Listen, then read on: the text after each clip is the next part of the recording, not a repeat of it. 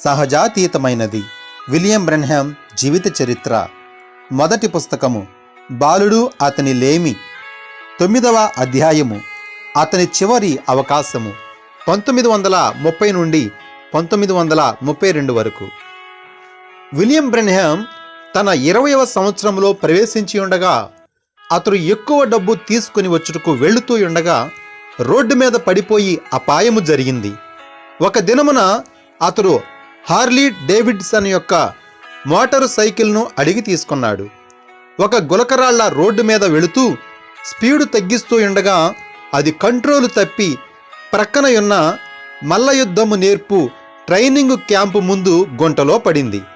అనేక మంది ఆ అపాయమును చూసి అతనికి ఏమైనా దెబ్బలు తగిలినవేమోనని చూడటానికి పరుగెత్తారు. కానీ అతడు మరలా బండి మీద వెళ్ళలేనంతగా, పైకి లేవలేనంతగా కదిలిపోయాడు. కాబట్టి ఆ మనుష్యులు అతనికి బాగుండే వరకు లోనికి వచ్చి కొన్ని మల్ల యుద్ధములను చూడమని ఆహ్వానించారు. బిల్లీ ఆ గడిలోనికి నడిచి వెళుతూ ఉండగా తర్ఫీదునిచ్చే వారందరిలో ఒకరు జార్జ్ 6 సెకండ్ స్మిత్ అను పేరుగల వ్యక్తి ఒక పక్షి పంజరాన్ని తెరిచాడు. దానిలో నుండి పాడునట్టి ఒక జాతి పక్షి ఎగురుకుంటూ బయటకు వచ్చింది. అది బాణము వలె ఆ గదంతయు వేగముగా ఎగురుచున్నది. స్మిత్ దానిని పట్టుకొనలేకపోయాడు. కానీ ఆ పక్షి బిల్లీ తలమీదుగా వేగముగా రెపరెపలాడుతూ వెళుతూ ఉండగా బిల్లీ దానిని ఎగిరి మధ్య గాలిలోనే పట్టుకున్నాడు. 6 సెకండ్ స్మిత్ మెచ్చుకుంటూ ఏలవేశాడు. నా జీవితంలో ఎన్నడూ అలాంటి చురుకైన వేగము గల చేతులను చూడలేదన్నాడు. యవనస్తుడా, నీవు ఎప్పుడైనా బహుమానము కొరకు ముష్టియుద్ధము చేయుటను గుర్తించావా? ఆ సూచన బిల్లీని బహుమానము కొరకు ముష్టియుద్ధము చేయాలని తలంచేటట్లు చేసింది. వెంటనే అతడు తన ఎక్కువ సమయాన్ని క్రీడలలో తర్ఫీదు పొందుటకు వెచ్చించుచున్నాడు. రోజు 7 లేక 8 మైళ్ళు పరిగెత్తుచున్నాడు. అప్పుడు ట్రైనింగ్ క్యాంపులో ఒక పంచింగ్ బ్యాగును పొడి చేసినట్లు చూపించాడు. చివరకు ఒక ముష్టియుద్ధ యోధుడు తనతో రింగులో యుద్ధము చేయమని అడిగాడు. బిల్లీ యొక్క ముష్టియుద్ధమును గమనిస్తూ 6 సెకండ్ స్మిత్ బిల్లీ యొక్క స్పీడు కంటే అతని యొక్క తీర్మానమును బట్టి ముగ్ధుడయ్యాడు. తర్ఫీదునిచ్చే వ్యక్తి బిల్లీతో అనేకమైన గంటలు గడిపాడు. అతనికి సరిగ్గా పాదములు ఎలా కదపాలో, చేతులు ఎలా కదపాలో, మరియు అన్నిటికంటే ప్రాముఖ్యమైనదేమిటంటే క్రింద పడిపోకుండా ఎదుటి ముష్టియుద్ధగాడి నుంచి ఎలా దెబ్బను స్వీకరించాలో నేర్పాడు. జార్జ్ స్మిత్ తన ప్రతివాదిని తన మొదటి వృత్తి సంబంధమైన ముష్టియుద్ధములో 6 సెకండ్లలో గెలిచినప్పుడు అతనికి మరొక మారు పేరు వచ్చినది. అదే 6 సెకండ్స్ స్మిత్. స్మిత్ 8 సంవత్సరాలు బిల్లీ కంటే పెద్దవాడు. అతని కంటే 8 పౌండ్లు ఎక్కువ బరువు కలవాడు. తన జీవితంలో బిల్లీకి ఎన్నడైనా కలిసిన ఒక కరుకైన మనిషి. మొదటిసారిగా బిల్లీ తన ఆట నేర్పించువానితో కలిసి రింగులోనికి ఎక్కాడు. 6 సెకండ్ స్మిత్ కనికరము లేకుండా అతనిని మార్చివేశాడు. ఒకసారి స్మిత్ బిల్లీని ఎంత గట్టిగా కొట్టాడంటే బిల్లీ ఎగురుకుంటూ పైన త్రాళ్ల మీద పడి తిరిగి రింగుకు బయట ఉన్న ఇనప కుర్చీలో కూలిపోయాడు. బిల్లీ తిరిగి లేవటానికి ఎక్కువ సమయము తీసుకున్నాడు. చివరగా అతని ఊపిరి అతనికి తిరిగి వచ్చినప్పుడు అతను అన్నాడు, 6, నీవు ఎందుకు నన్ను అలా చేశావు? స్మిత్ నవ్వి అన్నాడు, ఈ విధముగా విడిచిపెట్టడం నీకు ఎంతో మంచిని చేస్తుంది. నాకు మంచి చేస్తుందా? అది నాకు ఎలా మంచిని చేస్తుంది?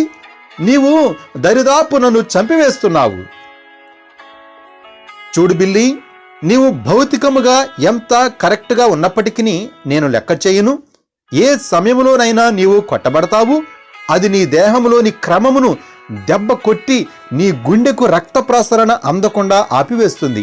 ముష్టి యుద్ధంలో నీవు నేర్చుకొనవలసినదేమనగా ఒక పెద్ద దెబ్బ తీసుకొని మరలా వెంటనే తిరిగి పుంజుకోవాలి. నీ దేహము త్వరగా పుంజుకోనట్లయితే అక్కడ పడిపోయి ఉంటావు, లెక్క తీసుకొనబడతావు. కానీ నీవు దానికి అలవాటైనట్లయితే నీవు క్రిందకు తన్నివేయబడినప్పటికీ నీవు తిరిగి వెంటనే లేస్తావు.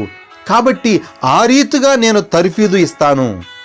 ఇప్పుడు నేనంటే నీవు ఇష్టపడకపోవచ్చు, కానీ పందెములోనికి వెళ్ళినప్పుడు నీవు నన్ను మెచ్చుకుంటావు. బిల్లీ తిరిగి రింగులోనికి ఎక్కి ముందుకు కొనసాగాడు. చిట్ట చివరకు అతడు ఎలాంటి అదుపును తన మీద పొందాడంటే 6 సెకండ్స్ స్మిత్ కడుపులో అతనిని పెద్ద దెబ్బ కొట్టి ఆ త్రాళ్ళకేసి బలాత్కారముగా నెట్టినప్పుడు అది బిల్లీని కనీసము బాధించలేదు. అతడు ఇంకనూ యుద్ధము చేయటానికి సిద్ధముగా ఉన్నాడు. 8 లేక 10 రౌండ్లు విడిగా ప్రాక్టీసు ముగిసిన వెంటనే అతడు ముష్టి యుద్ధపు పందెంలో గోల్డెన్ గ్లోవ్స్ ఎమెసూర్ బాక్సింగ్ కాంపిటీషన్లో పోరాడుటకు సిద్ధమయ్యాడు. బిల్లీ అల్పమైన విషయముగా రింగులో ప్రవేశించాడు. అది విడిచిపెట్టుటకైనా లేక ప్రైజును పొందుటకైనా సరే తనకు కలిగి ఉన్న సమస్తమును దానికిచ్చాడు. ముష్టి యుద్ధం అతని యొక్క ఉద్రేకములను విడుదల చేసింది. కోపము మరియు గందరగోళము అతనిలో నింపబడి ఉన్నది. ఇంతవరకు తన అస్త్రములను మరతుపాకీ ప్రేలుళ్ల వలె పేల్చాడు. అతని వేగము మరియు అతని తీర్మానము ఒక విజయము నుండి మరొక విజయమునకు మోసుకొని పోయినది. ప్రతి విజయము ఎక్కువ మెప్పును రాజబెట్టినది మరియు బిల్లీ యొక్క స్వనిశ్చయత పైకెగిరినది. అలాంటి గుర్తింపును, అలాంటి అంగీకారమును ఇదివరకు ఎన్నడూ అతడు అనుభవించి ఉండలేదు. అతడు ఏదో ఒక ప్రముఖమైన వాడనని భావించటము మొదలుపెట్టాడు. ముష్టి యుద్ధము ఒక స్వల్పమైనదిగా అతనికి ఉన్నది మరియు ఒక్క పోరాటంలో కూడా అతడు ఓడిపోలేదు. గోల్డెన్ గ్లోవ్స్ కాంపిటీషన్ జరిగిన 1 సంవత్సరమునకు అతడు వృత్తిరీత్యాగా మారిపోయాడు. అతడు వరుసగా రీజనల్ బంటెమ్ వెయిట్ ఛాంపియన్షిప్తో కలుపుకొని 15 వృత్తిరీత్యాగా పందెములను గెలుచుకున్నాడు. అది 3 రాష్ట్రముల నుండి వచ్చిన మల్ల యోధుల మధ్య జరిగినది. ఇక నన్ను ఎవరూ ఓడించలేరని అతడు అనుకున్నాడు. తరువాత ఒక రాత్రి తన తోటి ఉజ్జీని కలుసుకున్నాడు. వెస్ట్ వర్జీనియా నుండి వచ్చిన ఒక ఛాంపియన్ బాక్సర్ బిల్ ప్రిచర్డ్తో అతడు తలపడుటకు నిర్ణయము చేయబడినది. ఆ పందెము ఇవాన్స్విల్, ఇండియానాలో జరిగింది. బిల్లీ బ్రెన్హామ్ తన స్నేహితుడైన హోవర్డ్ మెక్లీన్తో కలిసి కారు నడుపుకొని ఇవాన్స్విల్ వచ్చాడు. అతడు కూడా వెల్టర్ వెయిట్ బాక్సర్, ముష్టి యుద్ధగాడు. అతనికి ఆ సాయంత్రము ఒక పందెం ఉన్నది. వారు తమ మధ్యాహ్న భోజనములను 3 గంటలకు ముగించుకొని వారి చేతులు పందెపు వస్త్రములతో చుట్టబడక మునుపు పందెపు పచ్చిక బయలులోనికి నడిచి వెళ్లి కొంచెము విశ్రాంతి తీసుకోవాలని అనుకున్నారు. బిల్లీ బ్లూ సూట్ వేసుకున్నాడు. అతడు తన జేబులో నుండి ఒక దువ్వెన తీసి తన నల్లని చిక్కని వెంట్రుకల గుండా దువ్వాడు. హోవర్డ్ తన జతగాని వైపు చూసి ఎలవేశాడు. బిల్లీ, నీకు తెలుసా, నీవు చిన్న బ్యాప్టిస్ట్ బోధకుని వలె కనబడుచున్నావు. బిల్లీ కోపంతో రెచ్చిపోయాడు. అతడు ఎల్లప్పుడూ అవమానములంటే అతడిని నొప్పిస్తాయి మరియు తన మనసులో బోధకుడు అనగా అది ఆడవాడుతో సమానము. హోవర్డ్, 1 నిమిషం ఆగు, నీవు దానిని చెప్పేటప్పుడు నీవు నవ్వటం మంచిది. బిల్లీ తన పాదములను వెడల్పు చేసి తన పిడికిళ్ళు బిగించాడు. అతడు బిల్లీ కన్నా 30 పౌండ్లు ఎక్కువ బరువున్నప్పటికీ బిల్లీ అతనితో తలపడటానికి సిద్ధమయ్యాడు. కానీ హోవర్డ్ నవ్వాడు. అది కేవలం ఒక తమాషా అని నొక్కి చెప్పాడు. కాబట్టి బిల్లీ పిడికిళ్ళు క్రిందికి దిగినవి. ఆ రాత్రి రింగులో బిల్లీ తన ప్రతివాది యొక్క బలమును బట్టి, అతని వేగమును బట్టి ఆశ్చర్యపోయాడు. ప్రిచర్డ్ కోపావేశంతో బిల్లీ మీద పడి చిత్తు చేశాడు. బిల్లీ అతనితో సమము కాలేకపోయాడు. మొదటిసారిగా తన ముష్టి యుద్ధపు కాలములో బిల్లీ తన మీద నిశ్చయతను కోల్పోయాడు. పందెము ప్రారంభంలో అతడు ఇబ్బందిగానే ఉంటాడని అతడు గ్రహించాడు. అయితే అతడు ఇంకను ప్రిచర్డ్తో పోరాడి పందెమును డ్రా చేయవచ్చు అనుకున్నాడు.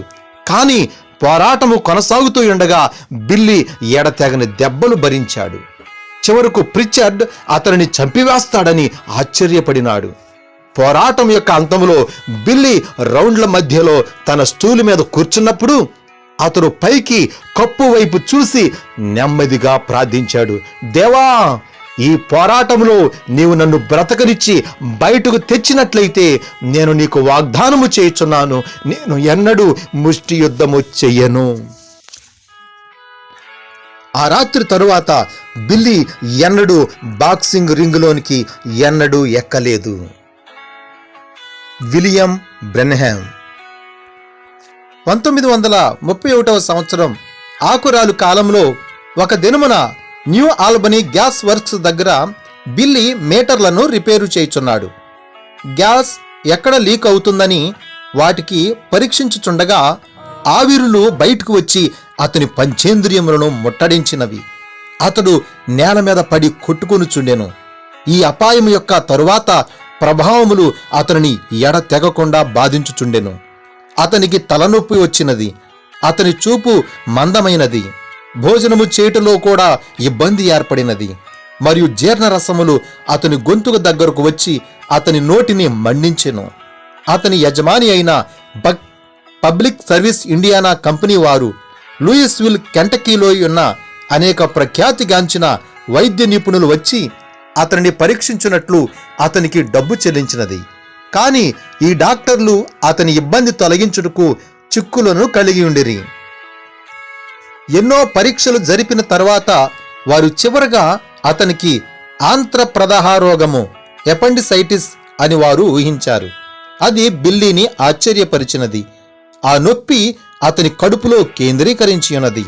తన ప్రక్కలో కాదు, కానీ ప్రత్యేక వైద్య నిపుణులు గ్యాస్ విషయం వలన వారి పరిశోధన దరిదాపుగా కంగారు కలిగించినదని, అవి ఎపెండిసైటిస్ యొక్క చిహ్నములను ముసుగువేసినదని వారు అతనిని ఒప్పించిరి.